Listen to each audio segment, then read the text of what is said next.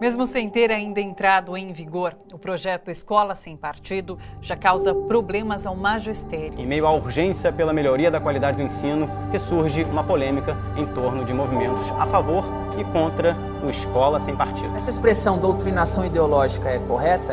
Ela é bastante adequada, na minha opinião. Significa a ação por meio da qual um professor tenta fazer a cabeça dos seus alunos. Acusada de doutrinação, uma professora da FATEC foi afastada da sala de aula e hoje faz serviços burocráticos na faculdade. O projeto surge a pedido do deputado Flávio Bolsonaro, que entra em contato com Miguel Najib e pede para que seja produzido um projeto de lei.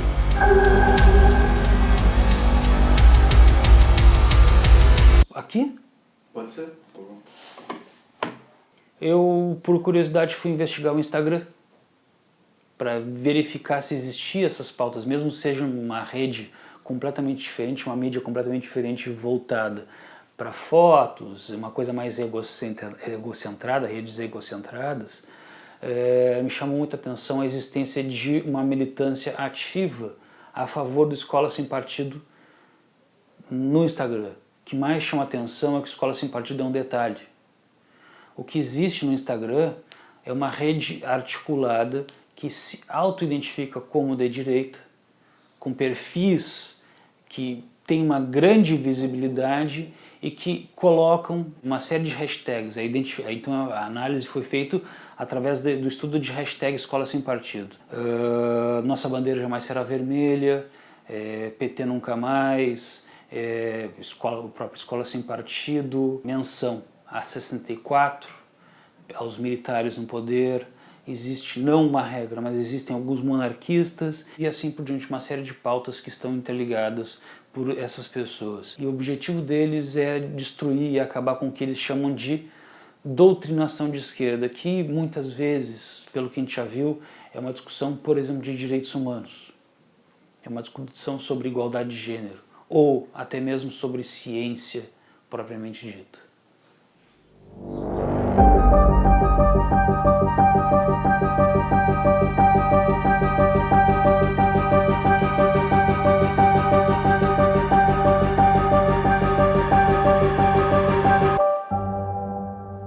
Quem são eles para me dizer o que é neutro e o que é certo? Não existe essa neutralidade. Quando eu escolho o nome que é da escola que eu trabalho, Presidente Kennedy, isso é neutro. A escola se chamar com o nome de um presidente dos Estados Unidos. Eu não sei se tu sabe, são duas escolas em Porto Alegre, com o presidente Castilho. Não é só uma. O que é lavagem cerebral? O que é uma escolha política? Se eu tenho o nome de uma escola, que é o nome de um ditador, de um torturador, então essa é uma escolha política pela tortura, pela mordaça, pelo silêncio, pela exaltação de um período de sangue no país. Isso não é neutralidade. Isso tem que ficar bem claro para as pessoas.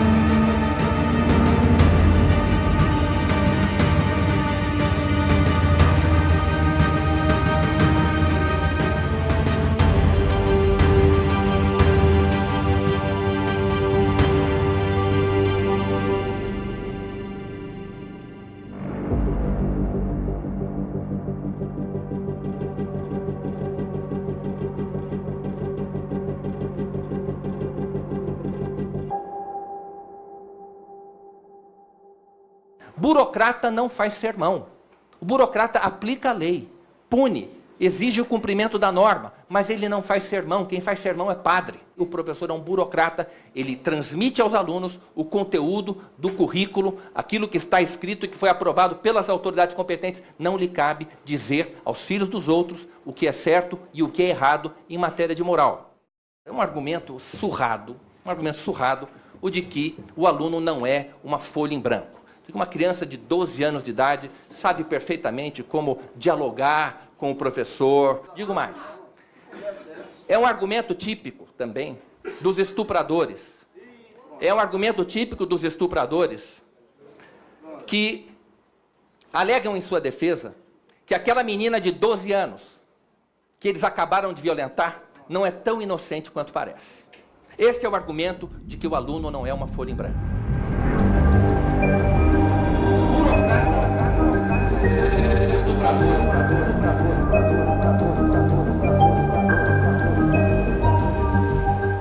Para a gente entender o que é esse movimento da escola sem partido, a gente precisa entender que esse movimento surge não num contexto unicamente nacional, interno, mas de um contexto que é internacional também, que é uma onda de conservadorismo que vem tomando conta das políticas em diferentes países do mundo, né? Aqui no Brasil, uma das ações que a gente percebe nessa onda de conservadorismo, não é a única, mas é esse projeto que ele aparece principalmente a partir de 2015, da Escola Sem Partido, que é baseado num projeto, um programa que teve nos Estados Unidos de controle e fiscalização do trabalho dos professores na escola. I'm a state representative in the south of Brazil.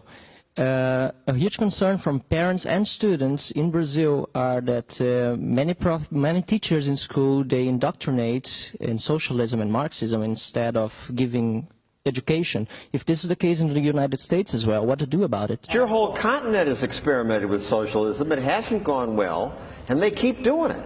They do. So, and we have to do something about it. So that's why we're here, actually.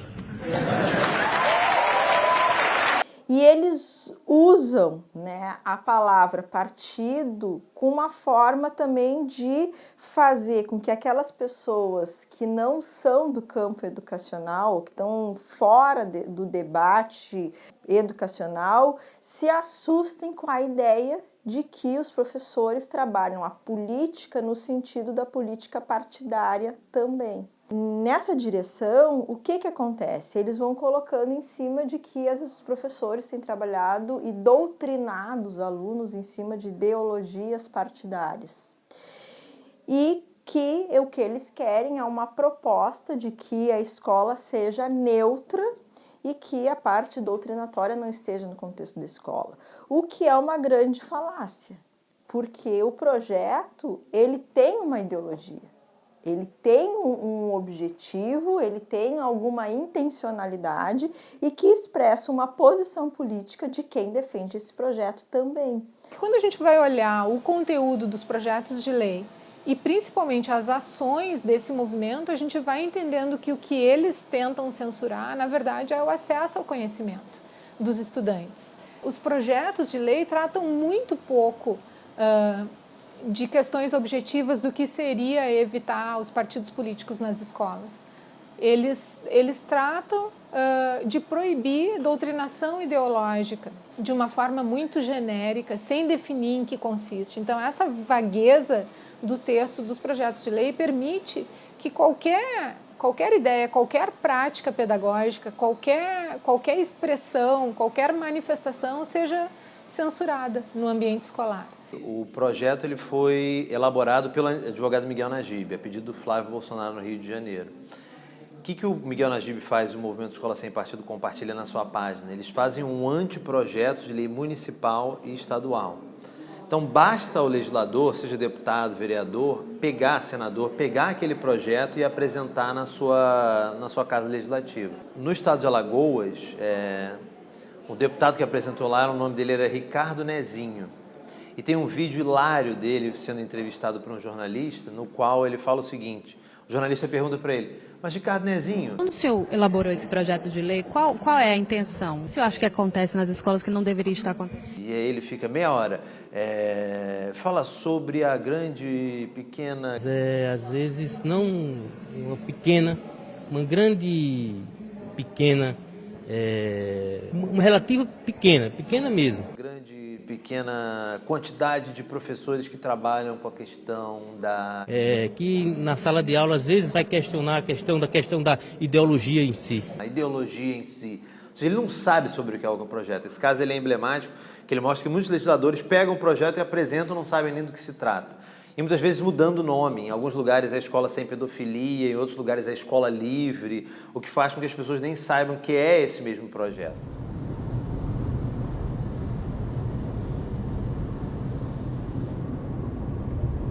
O projeto de lei, em aqueles lugares que ele está sendo discutido ou tentando se implementar, ele é só um sintoma de uma coisa que é muito mais grave, que está se colocando no Brasil inteiro, em alguns lugares de uma forma mais severa, mais rigorosa.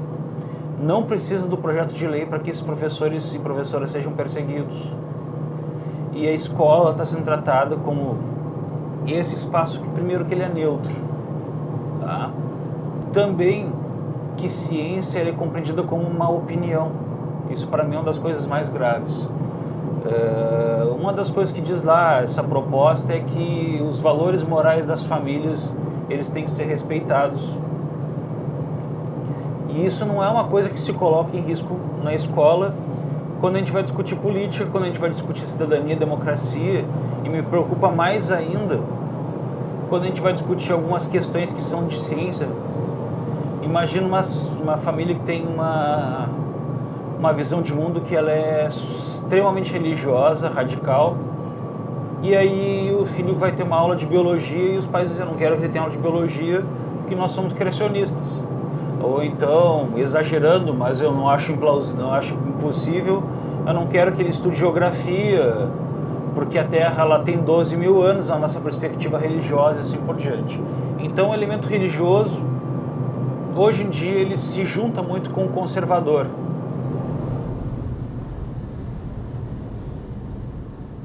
O movimento Escola Sem Partido, a rede de sociabilidade das pessoas que vão formar o movimento Escola Sem Partido se deu dentro do Instituto Liberal de Brasília. Então, Miguel Najib conhece Braulio Porto de Matos, eles têm uma vinculação ao Instituto Liberal de Brasília, inclusive é lá que eles têm, acho que, os primeiros contatos com o Olavo de Carvalho. Então, esse é um primeiro grupo, esse é um primeiro lugar, Instituto Liberal de Brasília. Já como coordenador do movimento Escola Sem Partido, o advogado Miguel Najib foi articulista do Instituto Millennium, escreveu por volta de 2009, 2011, textos para o Instituto Millennium, inclusive um texto chamado Por uma Escola que Promova os Valores do Milênio. Eles dizem que não pode promover valores, mas os valores do milênio pode, né? Uma articulação importante nos últimos anos durante algum tempo, o Grupo Revoltados Online foi um apoio forte à Escola Sem Partido antes de derrubarem a página. Inclusive uma comitiva do Revoltados Online com o Alexandre Frota, que vai levar a demanda pela Escola Sem Partido numa reunião direta com o MEC. Só que o Revoltados Online perde força quando a página é derrubada. E o grupo ao qual eles se vincularam mais recentemente e com relevância foi o MBL, o Movimento Brasil Livre. O MBL fez em agosto do ano passado uma marcha nacional pela Escola Sem Partido. Uma marcha que teve uma adesão nos lugares muito pequena. Você vê as fotos, são 2, 3 pessoas. Mas qual o problema? Apesar de uma pequena adesão, eles conseguiram capilarizar. E nesse dia, logo no contexto dessa marcha, essas pessoas pediram aos seus deputados que apresentassem o projeto. Então, nesse contexto, aparecem mais dezenas de projetos. Então, mas aqui a gente já monta um quadro. Instituto Liberal de Brasília, Instituto Millennium, MBL, Revoltados Online, todos grupos dentro de um mesmo espectro ideológico. Tem um movimento no Estado agora, que começa com a Secretaria de Educação de Porto Alegre, com o Marquesan, em que sim, quem faz parte do currículo básico desse governo, ele é do MBL, publicamente, é uma das primeiras capitais em que publicamente isso é assumido, e eles participam da gestão da educação. E essa é a Prefeitura de Porto Alegre. Isso, em nível de Estado, começa a repercutir cada vez mais. As estruturas de poder dentro da Secretaria de Educação e os modelos curriculares são completamente influenciados. Uma das mudanças que teve agora, do ano passado para cá, um documento do governo do Estado institucionalizando o ensino religioso como uma área do conhecimento específica e que é a parte de todos os outros conteúdos. Quando tu olha a grade curricular que o Estado montou do que vem a ser o ensino religioso, é o ensino cristão, patriarcal, a família no sentido mais MBL que vocês possam imaginar, né? Os fenômenos religiosos que deveriam estar ali são fenômenos religiosos todos cristãos, católicos, né? Em que claramente tem o dedo dessas pessoas. Isso tudo muito vinculado, eles têm feito uma mobilização muito grande via igrejas. Então, várias audiências pelo Brasil, quando a gente chega, tem ônibus inteiros vindo direto de igrejas, grupos religiosos, pastores padres que convencem os seus seguidores a irem nas audiências. Então, esse aspecto religioso também tem sido um fator importante nessa mobilização, fazendo muito uso político do pânico moral, né? Diz para essas pessoas que estão ensinando sexo nas escolas, elas vão desesperadas, acreditando por desconhecimento, se mobilizar contra os professores. Eu sei que há aqui, grande parte dos deputados que fazem parte dessa comissão pertencem à chamada bancada evangélica, à demonizada bancada evangélica. São as maiores vítimas das difamações que acontecem nas escolas. Depois, é claro, do deputado Jair Bolsonaro, que é o concurso, que é o político brasileiro mais difamado no sistema educacional brasileiro. Um presidente que honre e respeite a família, que trate com consideração criança em sala de aula, não admitindo ideologia de gênero, impondo a escola sem partido.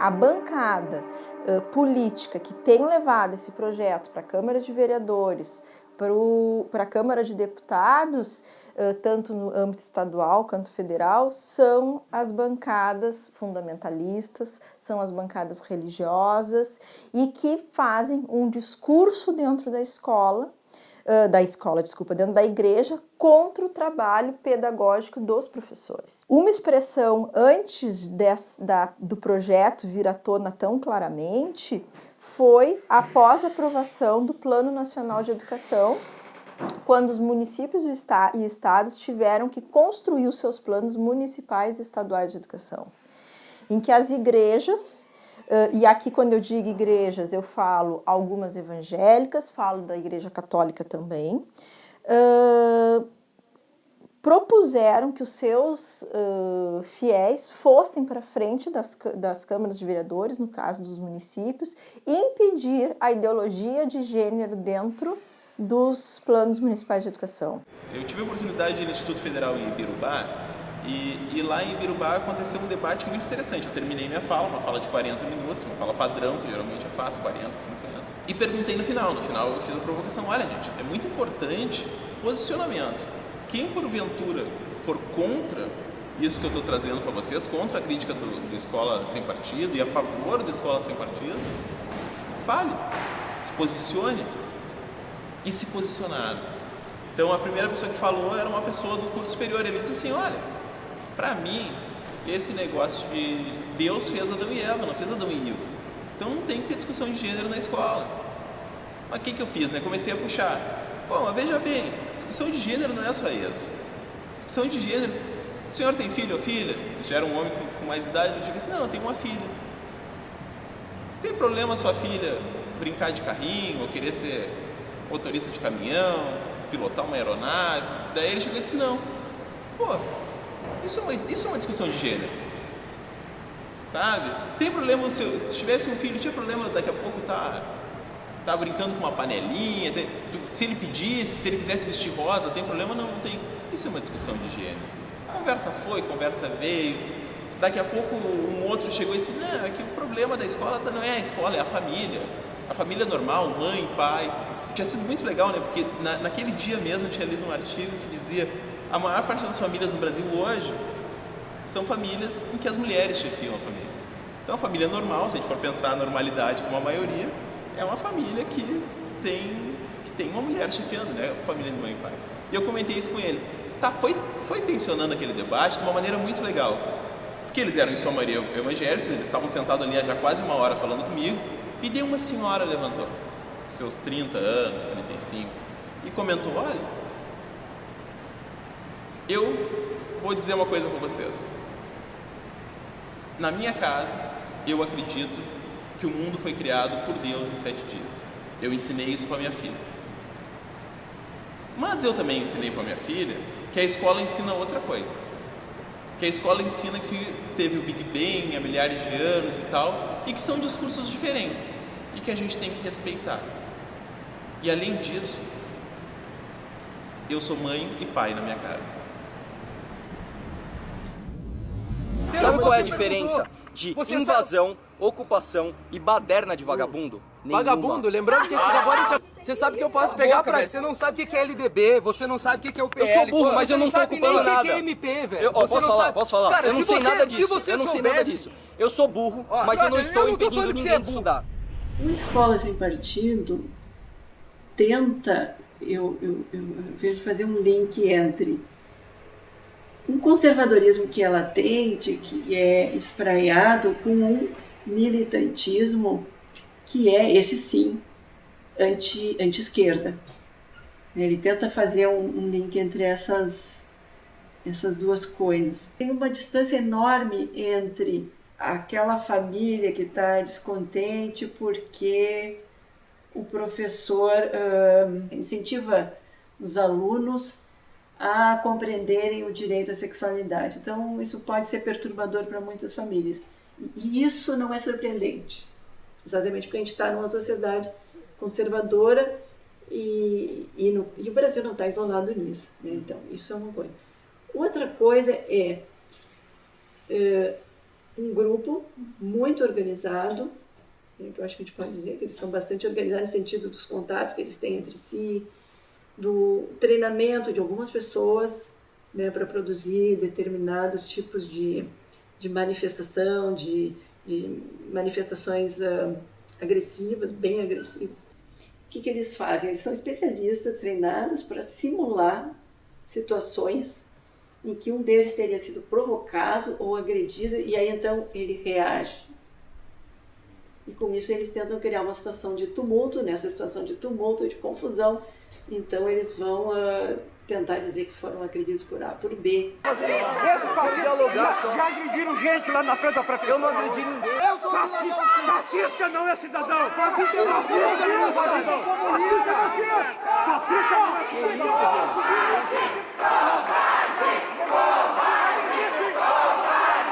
As estratégias, especialmente no confronto nas audiências, é impressionante. Você vê todos eles fazendo lives para os seus respectivos canais, eles têm uma preocupação muito grande com essa coisa da comunicação e uma estratégia muito óbvia de provocação. Então eles escolhem alguém que eles percebam que está mais... Acabei de viver isso na votação, no movimento que nós fizemos dentro da Assembleia, da Comissão Especial do Escola Sem Partido na Câmara. Então eles estavam reunidos, eles chegaram antes, estavam nas primeiras fileiras e os contrários estavam nas fileiras de trás.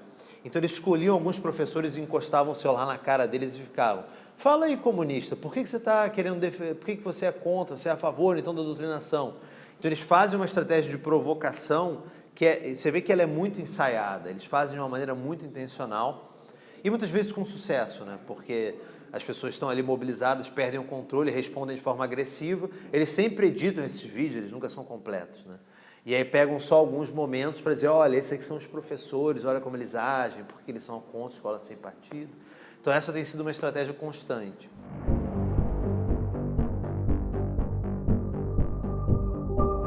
É difícil não entrar num estado de vulnerabilidade. Pra mim foi difícil, pelo menos. Eu comecei a me sentir totalmente amarrada. Eu comecei a me sentir com medo de falar. Eu comecei a me sentir com medo de ser filmada, de ser editada, de ser mais escrachada do que eu já estava sendo. Eu salvei toda a discussão. E quem falava ali a favor da escola sem partido eram pessoas terceiras e não os adolescentes. O que deixa mais claro ainda que tem um partido político e que tem pessoas com um projeto educacional interessadas nisso. E elas estão lá minando a internet e os adolescentes com seus interesses. Na maior parte não é os adolescentes que estão ali reclamando dos professores de humanas, né? Mas são esses adultos com um interesse bem claro do que eles querem. E esses adultos, na própria postagem lá nas discussões, estavam incentivando com que os meus alunos me denunciassem, abrissem um processo contra mim, abrissem um processo contra a escola.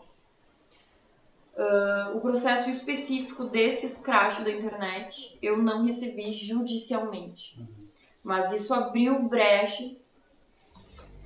para outros casos. E aí eu tenho mais, esse ano, no começo do ano, recebi, aí sim, 2 processos judiciais vindo de pais diferentes.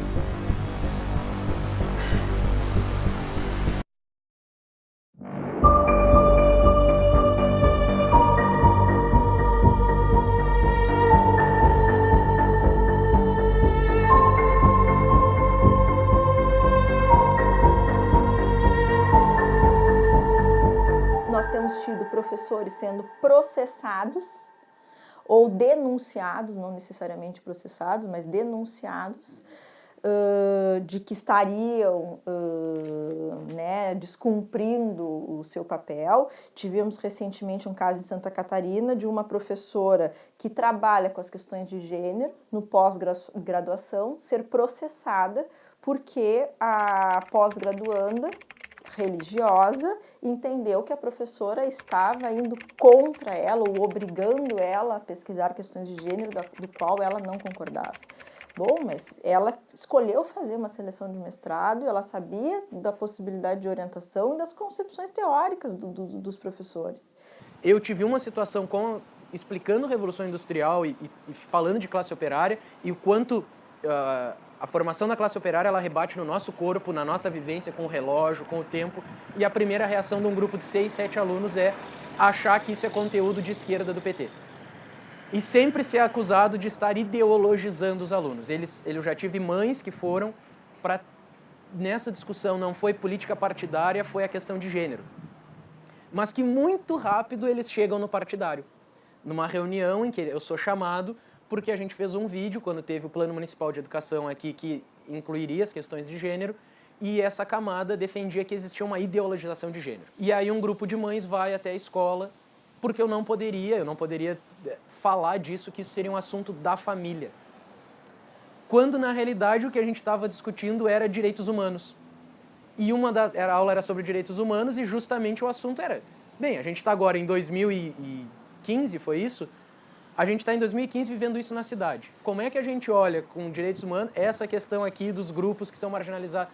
Isso gerou um grupo de mães que vão questionar a minha posição política e a minha posição que eu estaria ideologizando as crianças. A conversa com os alunos é uma conversa muito raivosa deles. Eles têm muita raiva, eles te reconhecem como um inimigo, né? E é muito estranho tu ser reconhecido como inimigo sendo professor. A gente criou muitos medos para falar. E o cenário hoje é de nos deixar com mais medo ainda, porque agora existe a perseguição. O Escola Sem Partido, o que ele tenta fazer? Ele tenta conter, seja as referências que o professor vai trazer, né? Se o professor vai mostrar um filme, então o professor tem que pensar muitas vezes se naquele filme não vai ter algum elemento que possa ser visto pelos pais. Por quê? Porque mostrar aquele filme poderá ser um mote para uma acusação, mas é um efeito muito perverso de sugerir para os alunos que eles não devem confiar nos professores, né? Porque tu está dizendo, olha só, teu professor, ele é alguém que pode estar fazendo alguma coisa errada, então pensa bem a gente prestar atenção no que ele diz. Talvez tu nem deva prestar atenção no que ele diz, né? Ou talvez tu tenha que prestar atenção, mas não para aprender, tem que prestar atenção para encontrar aquela palavra com base na qual ele vai ser acusado, punido. Isso solapa a aprendizagem.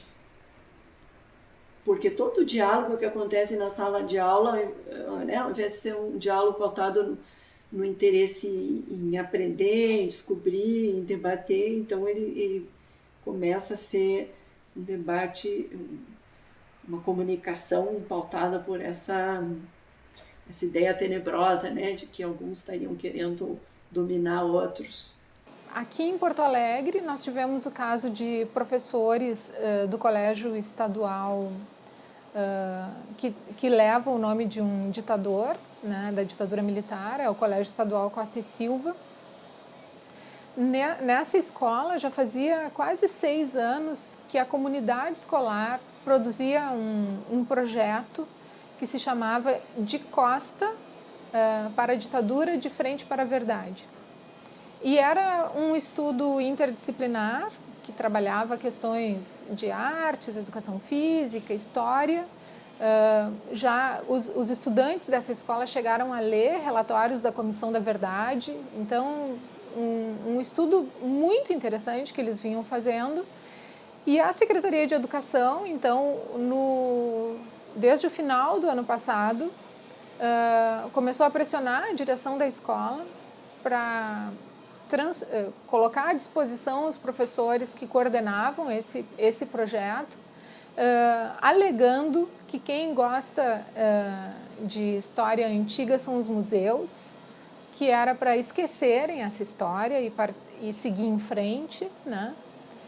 E isso tudo veio um pouco em decorrência das ocupações, porque como os estudantes vinham tendo acesso a essas informações durante a ocupação, eles mudaram o nome da escola para Escola Edson Luiz, homenageando um estudante secundarista que foi assassinado em 1968 pela ditadura militar. E bem, então isso já como resultado dos estudos que eles vinham fazendo, e a Secretaria de Educação então pressionou a direção da escola e um dos professores acabou sendo colocado à disposição, ele foi transferido da escola. Está no informal aqui.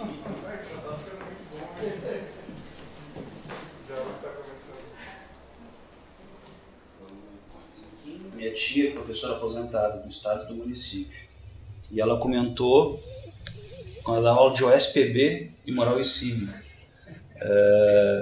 né, que quando ela ia dar aula para um preparatório para vestibular, tinha um diretor, que ela chamava de padreco, que enquanto ela falava, e ela não fazia nada de revolucionário, ela dava aula e pedia participação dos estudantes. Aí, o que vocês acham? Já ficava lá o diretor na rua, e o padreco, que ela chamava, não pode, não pode, não pode. Parece que isso voltou, ela falando, não acredito que isso voltou. Inclusive, quando ela saía da escola, comenta que tinha um carro que perseguia elas quando ela ia de carona com essa outra colega que ela era do PCB. E hoje em dia vocês estão comentando que tem perseguição de novo. Não vou dizer que é a mesma coisa, o meu entendimento é diferente, mas é um processo de perseguição, principalmente em cima de professores e professoras. Acho que na época da tua tia a perseguição ela não era tão tecnológica como hoje, né? Então a perseguição ela podia se dar fisicamente, né?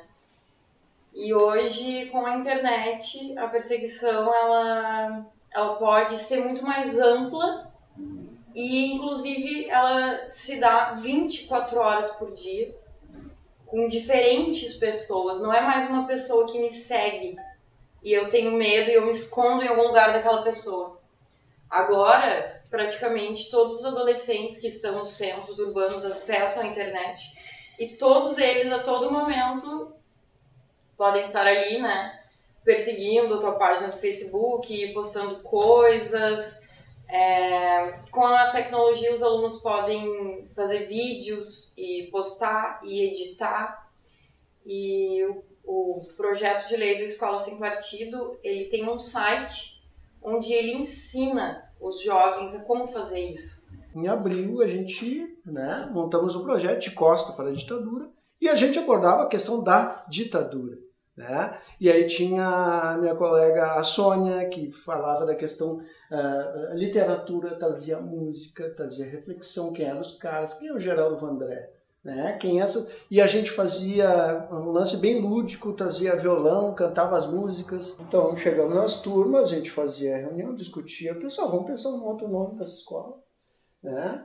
Para mudar o layout da sala, vamos, na minha proposta, tudo Todo esse, por exemplo, o projeto de Costa para a Ditadura é um projeto de escola, né? Um projeto aprovado em Assembleia de Professores, né? Dentro do horário da escola, com os alunos que produziam, tudo que era produzido ali era avaliado, estava dentro, ou seja, estava dentro do contexto. E essa proposta da mudança da lei, eu me lembro, o dia que eu fui sacaneado. Foi a primeira fala que eu vi, dentro da Assembleia de Professores, no início do ano, aqueles dias de reunião, vamos mudar, vamos propor, né, uma escola nova. Né? E foi daí que eu fui, o diretor me chamou na sala e disse, olha, a gente vai ter, a SEC está te chamando, né, vai ter que procurar outra escola porque tu está criando muito problema aqui com essa história do nome da escola. E aí a gente foi numa reunião, né, com a diretora da primeira CRE, que é uma senhora chamada Maria Luísa. Aí que está o detalhe do fascismo, te pegar assim no contrapé, te tirar assim. E a minha sorte que eu estava com um advogado. Porque na hora de fazer a ata, né, ali ela começou a escrever que eu estava sendo colocado à disposição na escola pelo meu fazer pedagógico. E continuou. Daí foi, e eu não tinha ligado disso. E aí foi o advogado que disse, Zé, vamos repetir, né?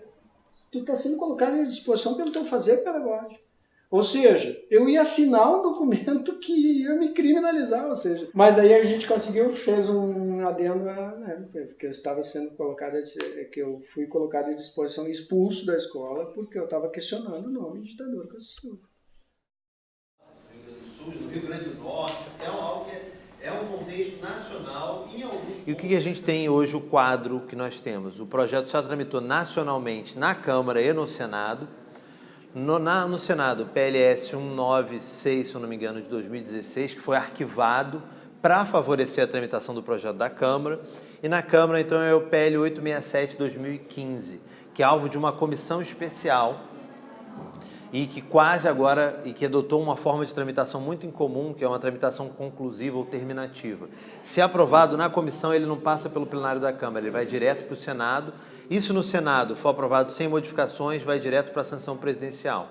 Então, esse é o quadro nacional. Em estados, a gente tem o projeto já foi apresentado em mais de 10 estados e no Distrito Federal, tendo sido aprovado em um deles, no estado de Alagoas, uma lei, acho que 7.800 de 2016, se eu não me engano, uma lei que está suspensa por uma medida cautelar vinculada a 2 ações de inconstitucionalidade sobre essa lei. Em termos de municípios, a gente tem, não tem mais a conta, mas já tem aprovação em mais de 10 municípios, certamente, algo que deve estar chegando já a 20.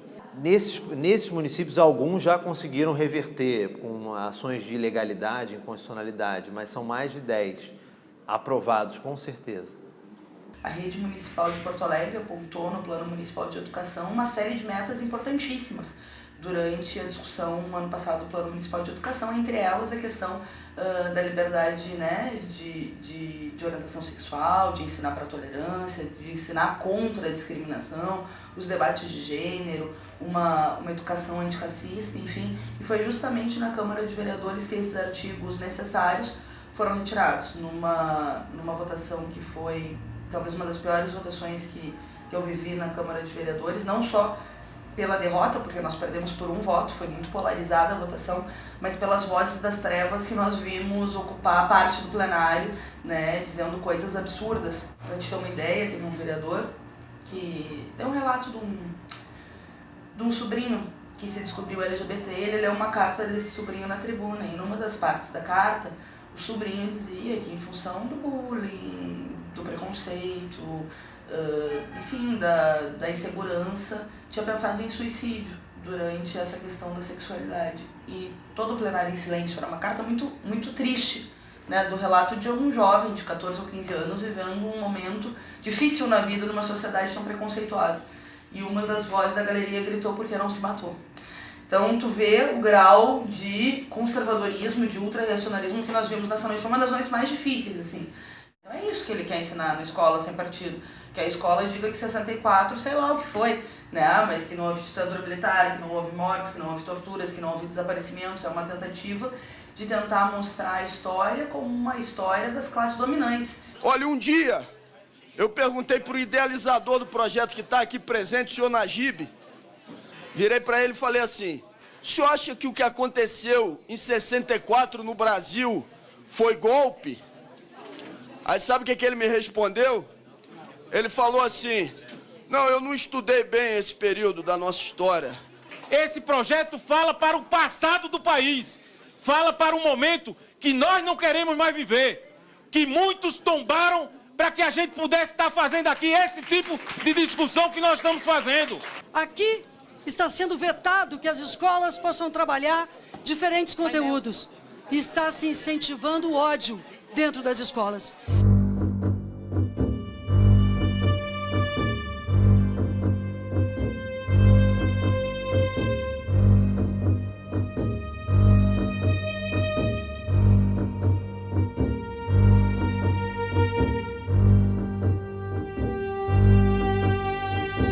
Onde a gente estava quando a gente viu uma escalada de conservadorismo e autoritarismo na escola, dentro da estrutura escolar, que para além das pessoas que estão ali, mas o que está por fora, a comunidade escolar como um todo, entrando na escola com demandas e questionamentos que a gente, por uma situação de alguns anos ter abandonado alguns debates, a gente deixou acontecer, né?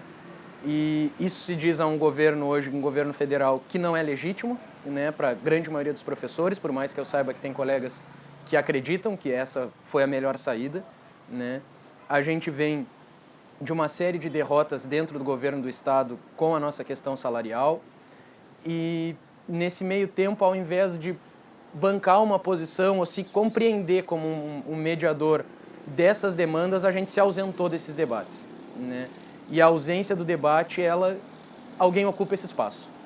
E eu acho que o meu grande medo hoje é o tamanho do espaço que ocuparam, que camadas conservadoras, camadas ligadas à igreja da sua parte mais conservadora e reacionária, ocuparam dentro da escola, e o discurso que a gente está tendo que ter agora é justamente o de como dialogar com essas diferenças todas que se estabeleceram e nós ficamos no meio do tiroteio. Esse projeto de Escola Sem Partido é um projeto de cerceamento de liberdade, né? E seguindo a lógica lá do Paulo Freire, que foi um dos grandes educadores do século XX, educar para mim é um ato político, né? E não tem como educar sem pensar em liberdade, né? Educar é educar para a liberdade. Me parece que esse projeto ele vem para cercear a liberdade do ato de educar. Tentar controlar o professor é desconsiderar também esse estudante, que é um ser histórico, que é um ser social,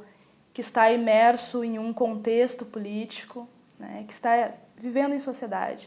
É como se o estudante fosse um mero objeto, né, ou uma caixinha, né, o estudante chegasse aqui como uma caixinha e o professor simplesmente depositasse conteúdos. Acho que o projeto é criminalizador. Eu acho que ele criminaliza a educação, ele criminaliza a escolha do professor e criminaliza, ao mesmo tempo, esse processo de ensino, né, ou essa troca, né, entre professor e estudante. Eles botaram esse nome capcioso, Escola Sem Partido, porque, claro, o povo não quer partido dentro da escola. Nem nós, ninguém vai lá com partido dentro da escola, não. São ideias, são debates plurais, não é o partido, mas eu digo sempre, eles botaram o nome Escola Sem Partido para não ter que discutir a escola sem professora, a escola sem giz, a escola sem dinheiro, a escola sem SOI, a escola sem biblioteca, a escola que o professor não tem salário. Porque a gente que, ao não poder defender esses governos indefensáveis, cria factoides para tentar aparecer e para tentar crescer. Hoje, está lá na LDB a liberdade de concepções pedagógicas, a liberdade de ensinar. Isso a Escola Sem Partido está retirando. Então tem que se ter clareza, na verdade, que a Escola Sem Partido ela não está ampliando horizontes, ela está restringindo o que se tem. E quando tu restringe a liberdade de concepções pedagógicas, quando tu restringe a liberdade de ensinar, tu está tirando o poder de quem? O poder do profissional que faz a escola, né? Que é o poder do professor. O que se ganha tirando o poder do professor? É essa a pergunta que tem que ser feita. A maior parte dos adolescentes descobriu que tinha vacinação e foi vacinado com HPV nas escolas ou levado pelas escolas. Entende? A maior parte dos adolescentes descobriu que tinha que fazer o uso do preservativo ou como nas escolas. Então tem pesquisa mostrando que como uma escola que não vai afrontar a moral do pai vai poder trazer isso para dentro da escola. É ignorar a realidade que se vive. Quando a gente escuta o Miguel Najib, quando a gente escuta os outros defensores, como o MBL aqui em Porto Alegre, ou o próprio Instituto Liberal, a gente vai entendendo o que eles estão combatendo. Então, eles combatem, por exemplo, isso eu escutei na Câmara dos Deputados lá em 31 de maio, que os livros de geografia tenham textos que digam que o capitalismo produz desigualdades sociais. Então, isso eles consideram ideológico e isso eles gostariam de poder censurar nos livros didáticos. Tem um padre que condena a presença nos livros didáticos de uma ilustração de um orixá de religiões de matriz africana. Bom, só que as salas de aula estão repletas de crucifixos, as escolas estão repletas de santos. E isso, ninguém fala nada em relação a isso. Em diversas escolas, os professores fazem orações antes das reuniões e fazem orações cristãs com as crianças antes das aulas. Isso é proselitismo religioso e ninguém diz nada em relação a isso.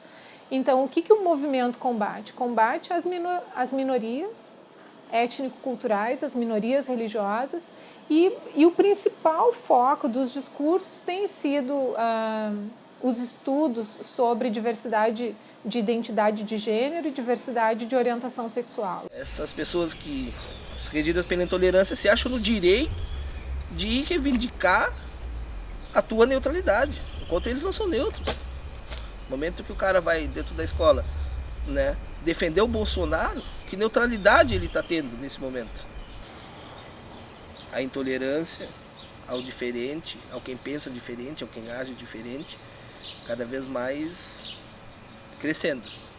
Cabe a nós, né, no sentido mais ferronho, mais fervoroso, lutar, né, porque eles estão lutando para concretizar esses ideais deles, né, de maneira silenciosa, de maneira nas surdinas, né, e propagando essas ideias, e nós temos que nos juntar, arrebanhar forças e lutar também. Acho que as ocupações foram que mostraram que os jovens estão tendo muita voz e estão sabendo se posicionar. Antes a gente só ficava quieto, tinha aula, não gostava daquilo e ficava ali. Depois das ocupações a gente pegou como voz, ocupou escolas e o governo sentiu a pressão. Eles sentiram medo e viram o que a gente pode fazer se a gente se organizar. E eu acho que o Escola Sem Partido, o novo projeto das escolas, tudo isso entra nessa questão. Eles querem, a todo modo, tirar a ideia de luta que os adolescentes têm hoje em dia. Eu entendo que a juventude não vai ter acesso a um conjunto de conhecimentos acumulados pela sociedade, conhecimentos científicos e também produções artísticas, né? Por autocensura, inclusive, dos professores. E isso, mesmo sem que a gente tenha essas leis da mordaça aprovadas, as pessoas já estão receosas de trabalhar determinados temas, que são polêmicos, que são delicados, né? E são os temas que a gente precisa trabalhar porque eles possibilitam a prevenção a práticas de violação dos direitos humanos. Então, o maior risco, que independe da aprovação ou não do projeto, esse discurso reacionário ele tem ganhado, ele já possui uma adesão significativa na sociedade brasileira. E quando você coloca o professor como esse inimigo, você tem pais que vão começar a intimidar os professores, ir nas escolas reclamar dos professores, algo que você estava relatando agora há pouco. O que isso faz? Muitos professores, quando não estão vinculados a coletivos fortes de professores e sindicatos, eles começam a se autocensurar por medo. Essa, para mim, já é a maior consequência negativa. Já ouvi professores me dizendo o seguinte: olha, Fernando, eu falo de Durkheim, falo de Weber nas minhas aulas, Marx eu não falo mais, porque já me disseram que eu trabalho numa escola privada e tenho medo de ser demitido. um dos pais da sociologia. Fernando, eu sei da importância de discutir gênero, de discutir isso na faculdade, mas não faço mais, porque tenho medo de ser demitido, medo de ser afastado da minha escola. Então, esse é um aspecto negativo que a gente precisa lutar para fazer com que os professores se sintam seguros para desempenhar a sua função como ela deve ser desempenhada, de acordo, inclusive, com políticas educacionais. Agora, se aprovado, o Escola Sem Partido ele não tem como ser implementado. Por quê? Porque só se matasse todos os professores e colocasse robôs, né? E mesmo robô ele estaria carregado de ideologia, ou seja, é absolutamente impossível aplicar a Escola Sem Partido. Mas para que essa lei ia servir? Como ferramenta de perseguição dos professores. Porque aí esses grupos que perseguem os professores poderiam dizer, olha, é lei, você não pode fazer isso, e aí as interpretações mais equivocadas do mundo, né? Então eu acho que no final das contas seria uma ferramenta para perseguir professores que não estão fazendo nada de errado, que discutem questões que devem ser discutidas, né? Previstas em acordos internacionais. O Brasil é signatário da carta do documento de Yogyakarta, no qual ele se compromete a combater a desigualdade de gênero em sala de aula. A nossa Constituição fala em formação para a cidadania, então tudo isso é previsto na Constituição, né? Então eu não estou falando de proteger professores que estão fazendo algo incorreto, não, professores que estão desempenhando a sua função como ela deve ser desempenhada e que não estão fazendo isso por medo de retaliações. A gente sabe como o fascismo começa, mas a gente não sabe como o fascismo termina, sabe? Então, eu acho que tu criar esse vazio de discussão, uma escola sem partido é uma escola sem discussão, é uma escola sem debate, uma escola sem senso crítico. Eu não sei quais são as consequências futuras, mas eu acho, me parece, aqui no estado, por exemplo, a gente teve quase 200 escolas ocupadas para discutir questões de reforma do ensino médio, discutir questão da PEC do fim do mundo, né? Discutindo e debatendo. Eu fui nas escolas, eu fui nas ocupações, eu vi, eram debates, era vivo aquilo. Bem, é uma juventude que vive, discute e debate. De esterilizar esse debate, eu não sei, de esterilizar a possibilidade de futuro.